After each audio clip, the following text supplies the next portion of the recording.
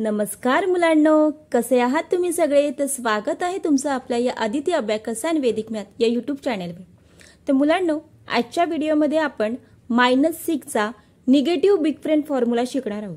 तर -6 चा negative formula काय आहे? तर -6 = +4 - 10. आता हा फॉर्म्युला वापरून आपल्याला हे सम करायचे आहे. तर आता हे सम केल्यानंतर तुम्हाला अगदी व्यवस्थित समजेल की -6 चा फॉर्म्युला आपण कसा वापरू शकतो ते. ठीक आहे, तर आपण सुरुवात करूया. काही सम टूलवरती करूया आणि काही नंतर फिंगर्सवरती. आता हे आहे आपलं अबॅकस टूल. ठीक आहे, प्रत्येक वेळेस त्याच्यावरती कॅल्क्युलेशन करताना आपण सेट 0 करून घ्यायचं. आता इथे आहे 10 -6 -2. ठीक आहे, आता युनिटचा रॉड आणि हा 10चा रॉड.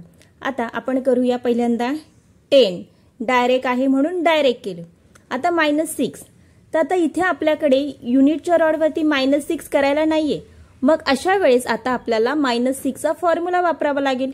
मग -6 चा इथे फॉर्म्युला आहे -6 = +4 - 10. मग आपण तो इथे घेऊया +4 - 10. आता पुन्हा आपल्याला करायचं आहे -2. तर इथे -2 आपल्याकडे डायरेक्ट आहे म्हणून आपण डायरेक्ट केले. जर नसते तर मग त्या आपल्याला फॉर्म्युला वापरावा लागला असता, पण आता इथे आहे.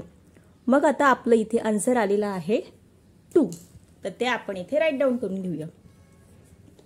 ठीक आहे, पुन्हा आन्सर लिहून झाल्यानंतर पुढे सेट 0 करायचं. नेक्स्ट सम आहे आपलं 25 -6 +3. 25 डायरेक्ट -6 नाहीये म्हणून मग -6 चा फॉर्म्युला +4 - 10. आता +3 पण नाहीये. मग आता आपण इथे कन्फ्युजन होतं की +3 कडे आपल्याकडे दोन फॉर्म्युले, एक स्मॉल आणि बिग. मग स्मॉल कधी वापरायचा आणि बिग कधी वापरायचा? ज्यावेळेस आपल्याला स्मॉल फॉर्म्युला वापरता येत नसेल त्यावेळेस आपण बिग फॉर्म्युला वापरायचा. मग आता इथे +3 करायचंय. मग +3 चा सुरुवातीला बघायचं डायरेक्ट आहे का? तर इथे डायरेक्ट नाहीये. मग स्मॉल फॉर्म्युला आहे +3 चा -2 +5. तर इथे आपण बघू शकतो की +5 ऑलरेडी प्लस आहे. मग आपल्याला तो प्लस करता येणार नाही. मग अशा वेळेस मग आपण बिग फॉर्म्युला वापरायचा. मग +3 चा बिग फॉर्म्युला आहे -7 + 10. मग आपण करून घेऊया -7 + 10. समजलं बिग कधी वापरायचा आणि स्मॉल कधी वापरायचा? प्रत्येक नंबरचे आपल्याकडे दोन फॉर्म्युले आहेत. फक्त 5 साठीच आपल्याकडे एकच फॉर्म्युला आहे, +5 ला पण आणि -5 ला पण. मग अशा वेळेस आपलं कन्फ्युजन होतं. तर बघायचं आपल्याकडे दोन फॉर्म्युला आहेत, त्या दोन फॉर्म्युल्यापैकी कोणता फॉर्म्युला आपल्याला इथे अप्लाय करता येतोय. जर आपल्याला समजा स्मॉल असेल, स्मॉल फॉर्म्युला अप्लाय करता येत असेल तर तो करायचा. नसेल करता येत तर बिग फॉर्म्युला करायचं. कधी कधी काय होतं, जे 6, 7, 8, 9 हे जे नंबर्स आहेत त्या नंबरसाठी आपल्याकडे बिग फॉर्म्युला पण आहे आणि त्याच नंबरचा आपल्याकडे कॉम्बिनेशन फॉर्म्युला पण आहे. मग अशा वेळेस पहिल्यांदा बघायचं की बिग फॉर्म्युला अप्लाय करता येतोय का. जर बिग फॉर्म्युला अप्लाय करता येत असेल तर तो करायचा. आणि जर तो फॉर्म्युला बिग फॉर्म्युला अप्लाय नसेल करता येत तर त्या नंबरचा जो कॉम्बिनेशन फॉर्म्युला आहे तो अप्लाय करायचा. समजलं? थोडंसं व्यवस्थित घ्यायचं. पहिल्यांदा डायरेक्ट आणि मग जे फॉर्म्युले आहेत ते वापरता येतात का बघायचं. नसेल वापरता येतो त्याचा जो दुसरा फॉर्म्युला असेल तो वापरायचा. म्हणजे आपलं सम चुकणार नाही. आता आपल्याला इथे आन्सर आलेला आहे 22. तर आपण इथे राईट डाऊन करून घेऊया. 22 आपण इकडे राईट डाऊन केलं. आन्सर राईट डाऊन झाल्यानंतर इकडे लगेच आपण सेट 0 करून घ्यायचं. सेट 0 करायला विसरायचं नाही. पुन्हा नेक्स्ट सम आहे 20 -10 -6. 20 डायरेक्ट -10 सुद्धा डायरेक्ट आहे. त्यानंतर -6. आता -6 डायरेक्ट नाहीये म्हणून आपण इथे फॉर्म्युला वापरणार +4 - 10.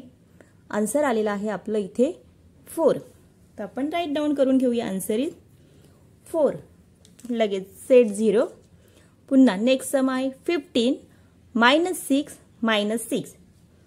मग 15 डायरेक्ट -6 डायरेक्ट नाहीये म्हणून +4 - 10. पुन्हा -6 करायचंय.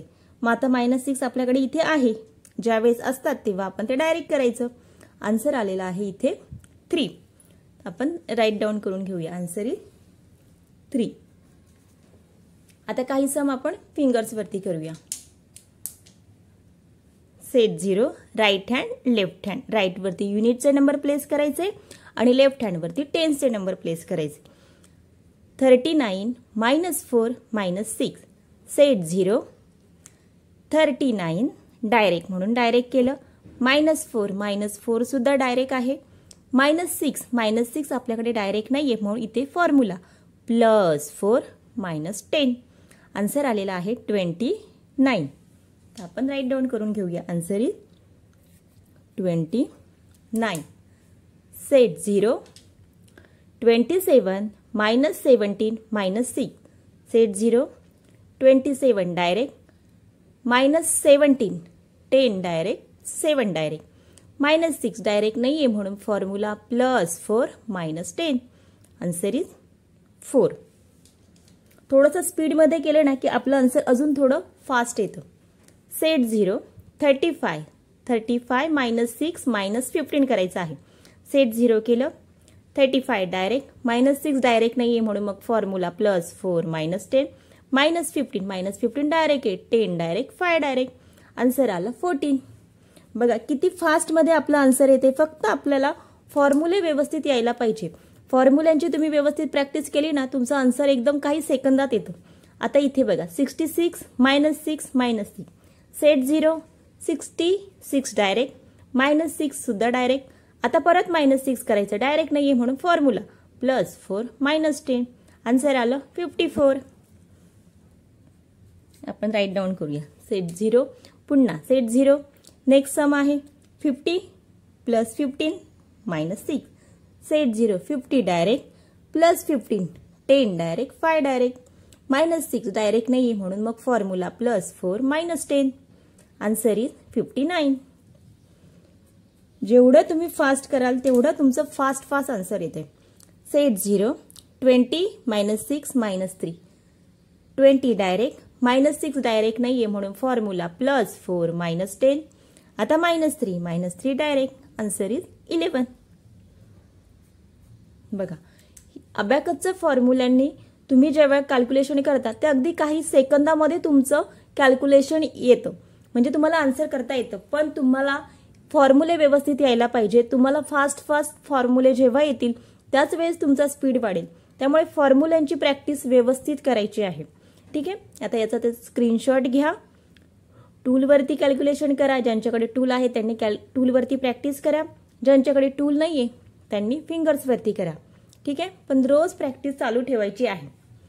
व्हिडिओ आवडला असेल तर व्हिडिओला लाईक करा, चॅनलला शेअर करा, सबस्क्राईब करा आणि हाईप करायला विसरू नका. पुन्हा भेटूया पुढच्या व्हिडिओमध्ये. तोपर्यंत धन्यवाद.